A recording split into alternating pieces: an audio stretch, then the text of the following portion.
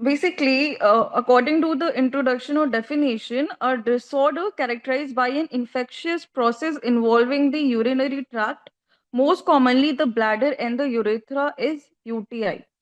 अब इसको थोड़ा लेमैन लैंग्वेज में इजी टर्म में समझते हैं, ठीक है। तो बेसिकली होता क्या है यूटीआई यूटीआई के केस में, ये होता कैसे ये जानते हैं।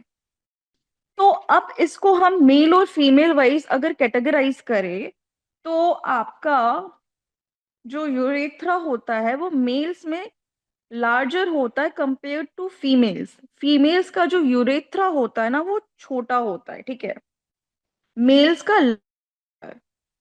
ओके, इसीलिए जो चांस ऑफ यूटीआई है वो फीमेल्स में ज्यादा होती है। फीमेल्स को ये प्रॉब्लम इसीलिए होती है क्योंकि उनकी यूरेथ्रा ज्यादा होती है, one of the reason. So basically मान लो कि कोई भी रिस्क फैक्टर है, कोई भी एक, फॉर एग्जाम्पल फीमेल है, मेल्स को भी होता है बट लो होता है, कोई भी फीमेल है, उसका इम्यून सिस्टम हो सकता है कि वीक हो। इम्यून सिस्टम वीक नहीं है तो हो सकता है कि वो एक्सपोज हो एक फॉरेन एंटीजन से, ठीक है, फॉरेन माइक्रोब से। तो वो क्या होगा, वो यूरेथ्रा में एंटर करेंगे, ठीक, वहां पे वो एंटर करेंगे। जो पॉजिटिव एजेंट होता है उसमें सबसे कॉमन हमारा इकोलाई बैक्टीरिया होता है 80% ऑफ केसेस में, ये भी जान लेते हैं, ठीक है। तो वो जब यूरेथ्रा में एंटर करेंगे तो वहां पे वो कॉलोनाइज करते हैं, ठीक है, मतलब वहां पे वो क्या करते हैं, झुंड बना लेते हैं ब्लैडर में, ठीक है, ब्लैडर में या फिर जो एरिया जहां पर वो इन्वेड कर रहे हैं, ठीक है। ये because of variety of risk factor होता है, रिस्क फैक्टर मैं आगे बताऊंगी, अभी मैं आपको ये समझा रही हूँ, ठीक है। उससे क्या होगा, इसके कारण यूटीआई होती है आपको, यूरिनरी ट्रैक्ट इन्फेक्शन, ठीक। तो इसमें क्या होता है, या तो वो लोअर यूटीआई हो सकता है या फिर आपका अपर यूटीआई हो सकता है, ठीक है। जो इन्फेक्शन लोअर यूरिनरी ट्रैक का होता है उसमें आपका क्या होता है, बेसिकली या तो वो ब्लैडर का होता है जिसको सिस्टाइसिस कहते हैं। बहुत बार आपने देखा होगा जब डॉक्टर्स या हम जब भी इन्वेस्टिगेशन कराते हैं, हम यूएसजी कराते हैं, पेशेंट जो है वो एब्डोमिनल पेन, नौजिया और ऐसे ही वो लेकर आ रहा है, इलनेस के सिम्टम्स लेकर आ रहा है, तो हम बहुत बार यूएसजी उसको बोलते हैं कराने को। तो उस यूएसडी में ही हमें बहुत बार क्या मिलता है कि person is suffering from cystitis, bladder का इन्फ्लेमेशन, या प्रोस्टेटाइसिस, ठीक है, मतलब प्रोस्टेट ग्लैंड्स का इन्फ्लेमेशन, या फिर यूरेथ्रा का इन्फ्लेमेशन, यूरेथ्राइटिस, ठीक है। तो ये लोअर यूटीआई है, ठीक है।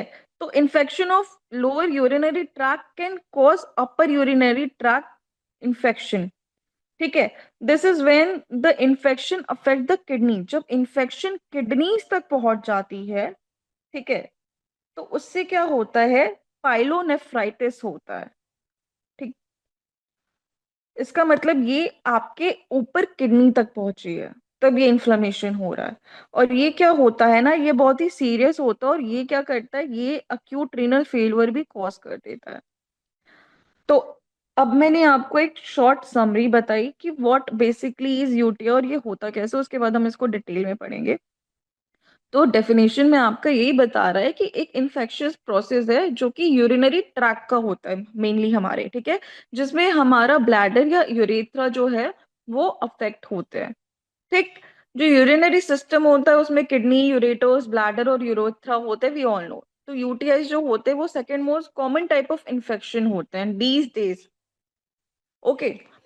In addition, UTIs are a major cause of hospital admissions that are associated with significant morbidity and mortality, ठीक है, as well as high economic burden।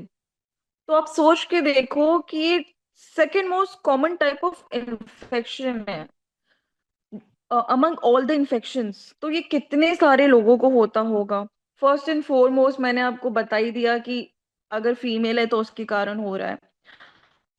फिर बहुत सारे ऐसे रिस्क फैक्टर्स होते हैं जिसके कारण होता है, अनहाइजीन, ठीक है, प्रेगनेंसी, या फिर कैथेटराइजेशन, जब हम कैथेटर डालते हैं यूरेथ्रा में तब भी चांसेस ऑफ आपके होते हैं कि इन्फेक्शन पहुंच जाए, okay, multiple sexual partners etcetera.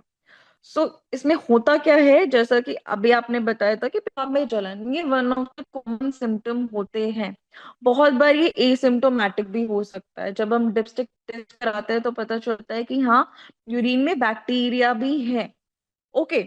So epidemiology and demography की बात करें, कॉमन है इंडिया में मॉर्बिडिटी और मोर्टालिटी के लिए। इससे मतलब इंसान बीमार भी होता है और डेथ भी होती है जब वो सवेयर हो जाता है। और सबसे ज्यादा ये होता है to females, which I mentioned. Okay. Now इसके बारे में ये जानते हैं कि इसकी पैथोफिजियोलॉजी क्या होती है, कि ये बेसिकली होता क्या कैसे है। इसमें आप रिस्क फैक्टर देख रहे हो, ड्रग्स या आइट्रोजेनिक अननोन में आपका क्या, इनवेलिंग कैथेटर, एंटीबायोटिक एंड स्पर्मिसाइड्स जब यूज करते हैं तो।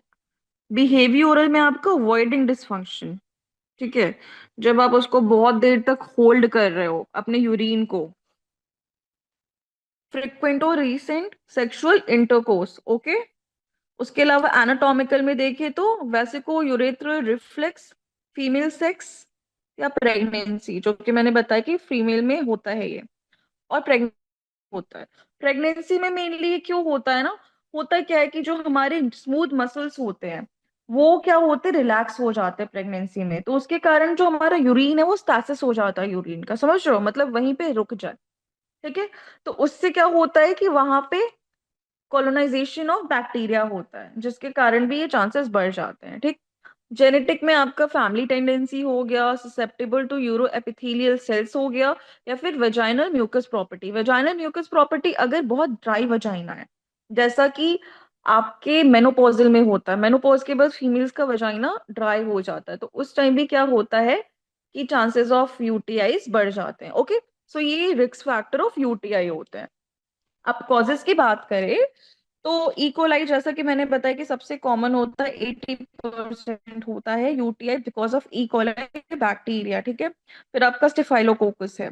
पर्टिकुलरली जो फीमेल हैं वो अंडर 50 ईयर्स ऑफ एज, वो क्या होती है, यूरोपैथोजेनिक होती है इकोलाई को। ठीक है।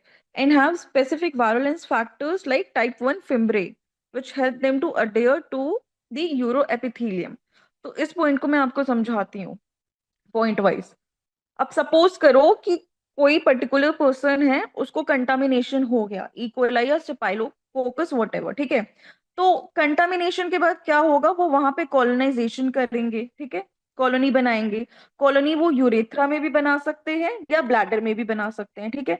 जब वो बनाएंगे तो वहां पे इन्फ्लेमेटरी रिस्पॉन्स जनरेट होगा, ठीक है। जब इन्फ्लेमेटरी रिस्पॉन्स जनरेट होगा तो वहां पे न्यूट्रोफिल्स का इन्फिल्ट्रेशन होगा, क्योंकि जब भी इंफेक्शियस कंडीशन होता है तो वहां पे न्यूट्रोफिल इन्फिल्ट्रेशन होता है। ओके। तो न्यूट्रोफिल के इन्फिल्ट्रेशन से क्या होगा कि बैक्टीरिया मल्टीप्लाई करेंगे, ठीक है। और और मल्टीप्लाई करने के बाद वो इम्यून सिस्टम को इवेट करेंगे। क्यों इवेट करेंगे और क्यों मल्टीप्लाई ज्यादा करेंगे न्यूट्रोफिल इन्फिल्ट्रेशन के बाद? बिकॉज ये क्या होते हैं ना, ये वायरलेंट होते हैं। ये जो होता है due to certain virulent factor, ये और ज्यादा मल्टीप्लाई करते और इवेट करते हमारे इम्यून सिस्टम को। ओके। तो उससे क्या होता है इनका, फिर अडेशन टू किडनी होता है। ठीक। अब किडनी पे अडेशन हुआ मतलब कि समझो कि सबसे पहले तो यूरेथ्रा और ब्लैडर में था, वहां पे इन्फ्लेमेटरी रिस्पॉन्स हुआ तो न्यूट्रोफिल्स वहां पे ढेर सारे आए। उसके बाद वो जब हम लोगों ने उसको एज इट इज छोड़ दिया, हमने उसको ठीक नहीं किया, तो वो मल्टीप्लाई हुए तो वो फिर हमारे इम्यून सिस्टम पे उनका अफेक्ट आएगा। इम्यून सिस्टम पे अफेक्ट आएगा, और जब बढ़ेंगे तो लोअर यूरिनरी ट्रैक से अपर में जाएंगे, तो अपर में जाएंगे तो किडनी में फैलेंगे, किडनी में फैलेंगे तो वहां पे अडेस करेंगे, वहां पे कॉलोनाइजेशन करेंगे, ठीक है। फिर क्या होगा, बैक्टीरिया अगर हमने इसको फिर भी इफ वी लीव इट, तो बैक्टीरिया फिर हमारे सर्कुलेशन में स्प्रेड करेगी विया रेनल वेन्स, ठीक है, रेनल वेन्स के थ्रू, जिसके कारण क्या होगा, सेप्टिक शॉक होगा अगर हम इसको ठीक नहीं करते, if it is left untreated. Okay. तो ये इसका क्या होता है, पैथोफिजियोलॉजी होता है। ये समझ में आया सबको कि बेसिकली ये हो कैसे रहा है? समझ गए ना ये ये यस पॉइंट? मैम। ठीक है।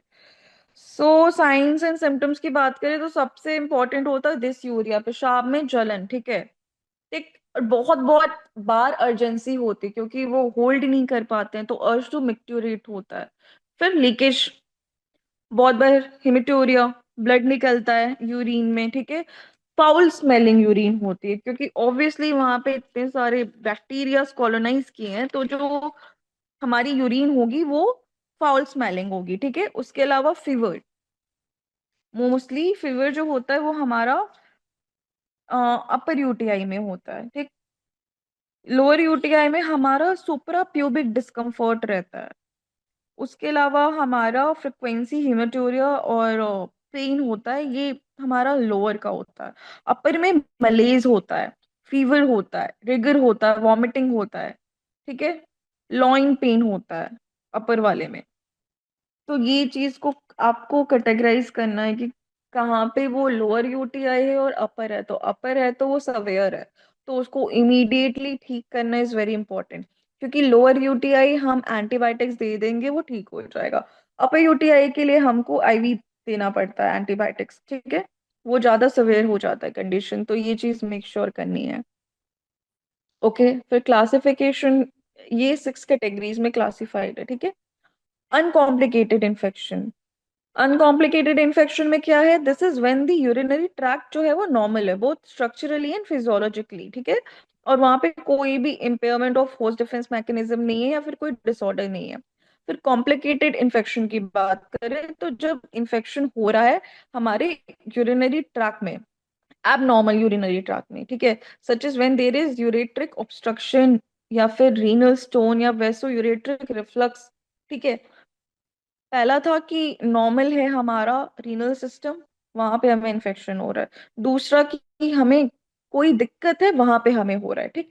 तीसरा isolated infection, when it is first episode of UTI or the episodes are 6 months apart. Isolated infection affect 25 to 40% of young females.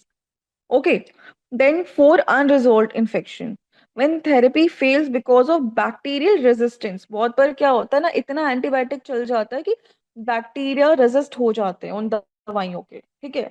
उससे क्या होता है, और due to infection by two different bacteria, दो अलग टाइप के बैक्टीरिया का infection हो गया है, और दोनों ही क्या है, ससेप्टेबल है, लिमिटेड इक्वली, ओके।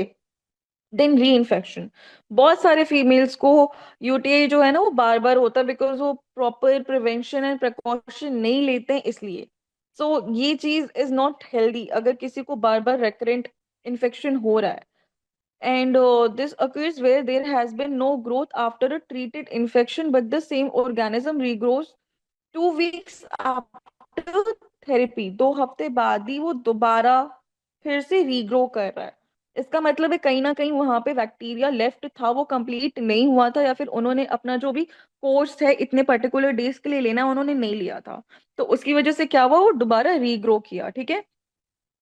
उससे क्या होगा, उससे दोबारा यूटीआई होगी, ओके।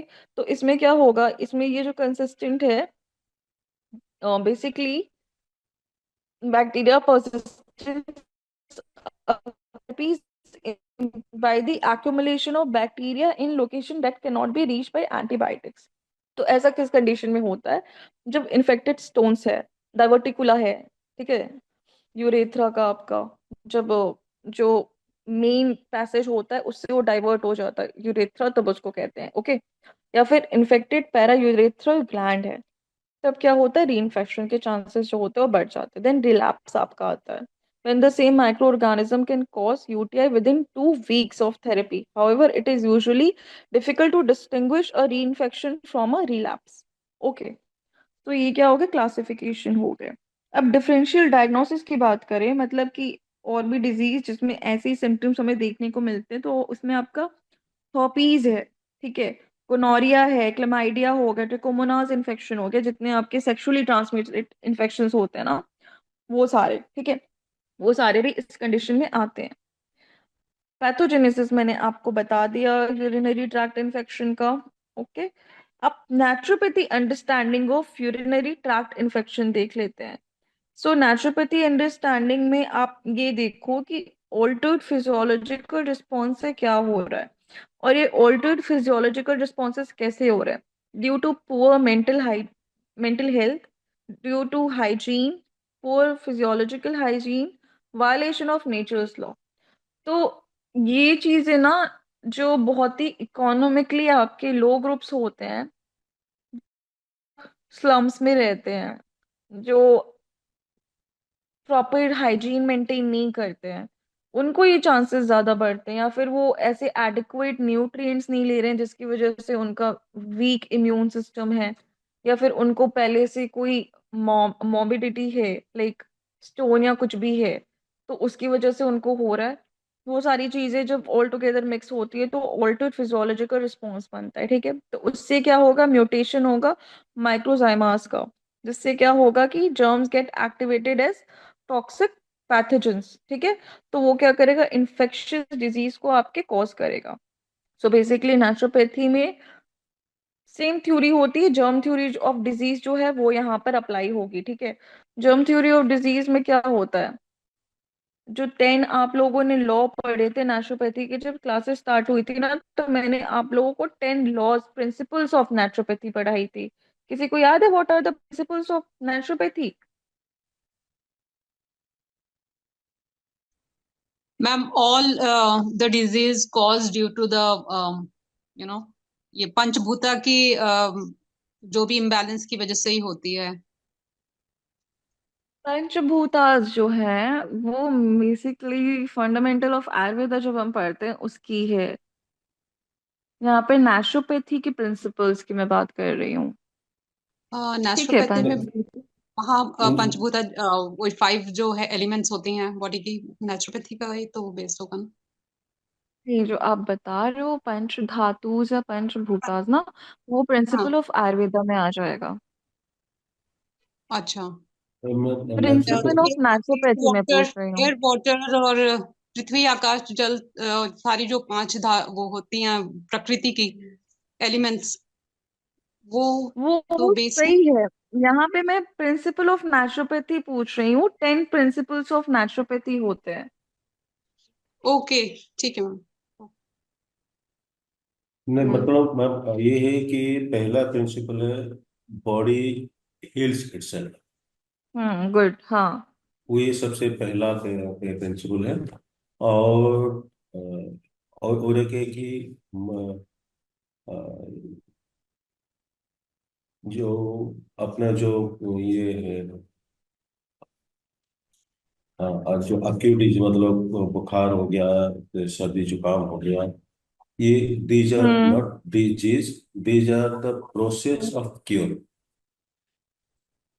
ठीक है, ऑफकोर्स राइट। ऑफकोर्स मैं एक मेरे को बार याद फिर से बता दीजिए। एग्जैक्ट सीरियली में नहीं बता रहा हूँ, जो जो याद आ रहा है के बाद एक कोई मैं बात नहीं, बोलते इट्स रहा। ओके, बट ये सही है, सही है।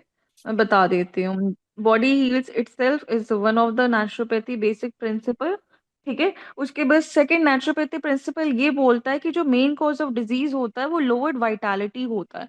मतलब कि जब हमारा वाइटल फोर्स जो होता है वो जब कम होता है, तो हमारे जो बॉडी है, ठीक है, वो क्या होता है, ससेप्टेबल हो जाता है। फिर जितने भी माइक्रोब्स है उनको एक फेवरेबल इन्वायरमेंट मिल जाता है, जिसके कारण वो क्या होता है, टॉक्सिसिटी प्रोड्यूस होती है, जो कि अल्टीमेटली डिजीज को क्या करती है, कॉज करती है, ठीक है। तो सेकंड पॉइंट होता है the main cause of disease is lowered vitality according to naturopathy, ठीक। फिर third point, accumulation of morbid matter, it is the cause of lowered vitality. मतलब कि जब मॉर्बिड मैटर हमारे बॉडी में इकट्ठा होते हैं, तो उससे क्या होता है कि जो वाइटैलिटी होती है वो लो होती है, ठीक। ये थर्ड पॉइंट हो गया। फोर्थ पॉइंट है acute disease is itself a remedial process. जो अक्यूट डिजीज होता है वो रेमेडियल प्रोसेस होता है, वो डिजीज नहीं होता है। मतलब वो एक बॉडी का तरीका होता है टॉक्सिन्स को फ्लश करने का, चाहे वो फीवर हो गया, कफ हो गया, कोल्ड हो गया, डायरिया हो गया, एक्सेट्रा, ठीक है। वो क्या करे, जो भी एक्यूमुलेटेड टॉक्सिन्स है उसको फ्लश करने का काम कर रहा है। According to fifth point, germs don't cause disease but are found in disease condition, ठीक। इसका मतलब कि जर्म्स बीमारी नहीं कॉज करते हैं, बट वो डिजीज कंडीशन में पाए जाते हैं, ठीक है। इस पॉइंट को समझो। Yeah. सिक्स पॉइंट था, food is the building material but does not increase vitality. Food क्या है, हमारे बॉडी के लिए एक बिल्डिंग मटेरियल है, लेकिन फूड इंडिविजुअली हमारी वाइटालिटी को इंक्रीज नहीं करता है। Okay. Seventh, fasting does not cure disease but creates the needed environment to heal. क्योंकि हमारा पहला प्रिंसिपल यही करता है कि हमारी बॉडी खुद से हील करती है। तो फास्टिंग क्या करता है, हमारे शरीर को वैसा एनवायरनमेंट दे देता है जिससे वो ऑटोमेटिकली फिर क्या होता है, सेल्फ हीलिंग स्टेज में चला जाता है। According to 8 point, exercise and physical activities keep the balance between nutrition and drainage. Okay, drainage मतलब आपका लिम्फेटिक सिस्टम हो गया, ओके, एक्सक्रीटरी सिस्टम हो गया, ठीक है। तो एक्सरसाइज और फिजिकल एक्टिविटी करते हैं तो हमारे न्यूट्रिशन का और ड्रेनेज का क्या होता है, बैलेंस होता है। नाइन्थ है, external treatment facilitate the power of healing.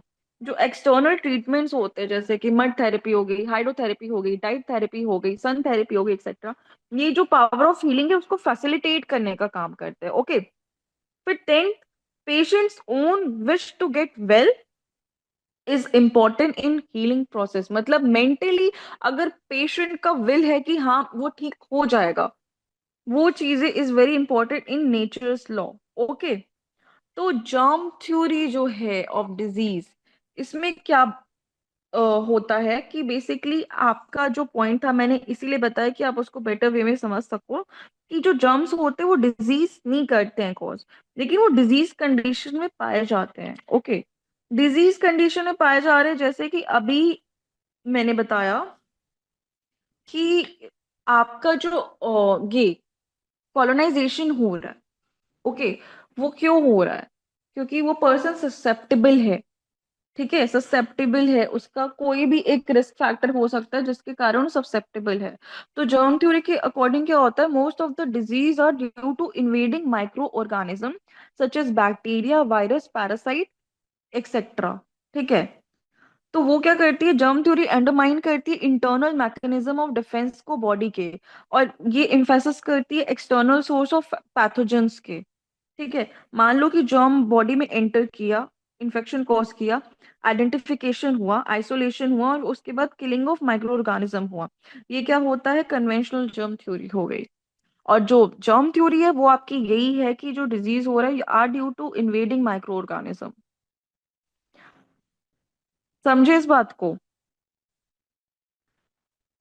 जो जर्म थ्योरी का अभी वाला पर्सपेक्टिव है जी। कि disease are due to invading microorganism such as external agents, bacteria, viruses. Okay, इनके कारण है, ये जर्म थ्योरी ऑफ डिजीज होती है। नेचुरोपैथी में क्या बोला जा रहा है कि germs do not cause disease but are found in disease condition। germ theory of disease क्या कहती है कि according to germ theory most of the diseases are due to invading microorganisms। ये ओवरलैप कर रहा है। ओके।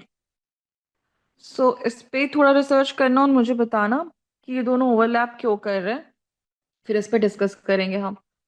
उसके बाद it considers germ as the secondary cause of disease unlike modern understanding, naturopathy कहता है। तो bacteria which are found associated with acute, subacute and chronic disease are not primary causative agent but the morbid soil, that is the toxic body is responsible for the disease। देखो इस point में इसको explain कर दिया खुद से। ठीक है, कि ये प्राइमरी कॉजेटिव एजेंट नहीं है, मतलब ये कर नहीं रहे हैं, ये मिट्टी की तरह काम कर रहे हैं। ठीक है। यहाँ पे क्या है कि हमारा बॉडी जो टॉक्सिक है वही एक्चुअल में क्या है, रिस्पॉन्सिबल है बीमारी के लिए। So our body, due to our lowered vitality, provides fertile ground for bacteria। ठीक। बॉडी ससेप्टेबल है, बॉडी का इम्यून रिस्पॉन्स कम है, बॉडी की वाइटालिटी लो है, जिसके कारण बैक्टीरिया आया, उसको मौका मिला कॉलोनाइज करने का। जब उसने कॉलोनाइज किया तो उसने इन्फेक्शन जनरेट किया। ठीक। ये चीजें नेचुरोपैथी कह रही है। तो वहां पे उसको क्या मिला, फेवरेबल इन्वायरमेंट मिला जिसके कारण वो मल्टीप्लाई करके ब्रीड किया, है ना। तो मल्टीप्लाई करके ब्रीड करने में क्या हुआ कि इन्फ्लेमेशन का प्रोसेस हुआ, इन्फ्लेमेशन का प्रोसेस हुआ तो वहां पे न्यूट्रोफिल्स का इन्फिल्ट्रेशन हुआ। ओके। और फिर उसके बाद जितने भी एसोसिएटेड साइंस एंड सिम्टम्स है वो हमें देखने को मिलते हैं बिकॉज ऑफ दैट। ठीक है। तो just the cells and germs are the association of microzyma, which means tiny fermenters that are influenced by the impression given by the body. When the wrong impression is given, Microzyma mutate into organism that cause disease.